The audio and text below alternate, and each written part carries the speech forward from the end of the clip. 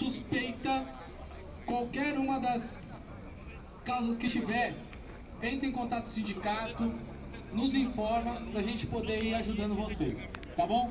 Nós trouxemos um informativo aqui de algumas medidas e quais são as precauções que vocês têm que tomar. Sem aglomeração, por favor, depois vocês vão pegando, tá? Espalhem aí por vocês como que vocês têm que se cuidar para que isso não vire uma coisa muito mais grave aqui dentro desse canteiro de obra, tá? Então até segunda ordem, essa obra tá parada, tá?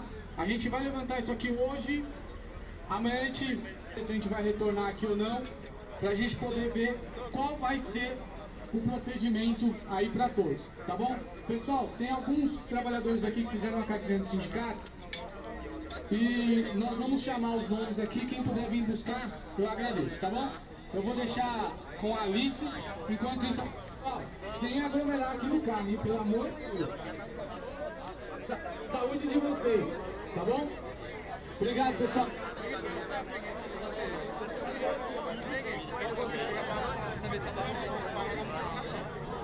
Pessoal, som, só presta aqui aí, só um recado aqui, pessoal.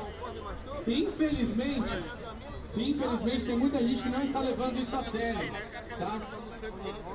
Tá fazendo, indo pra festa, indo pra bar. Pessoal, não é pra ficar em casa, não é pra ficar na rua, é pra ficar em casa, tá? Senão não vai adiantar nada, senão vocês vêm trabalhar. E a gente fecha e deixa vocês trabalhando aqui dentro. Pra ficar na rua, não adianta nada. Em casa. Eu vou conversar com os encarregados aqui, a gente vai confirmar se caso é ou não Covid-19. Se for, aí a gente vai tomar as providências e ver como vai ficar. Até por enquanto, amanhã eu retorno aqui, tá bom? Amanhã retorno. Se vocês se mandarem para a segurança, você vai. Oi.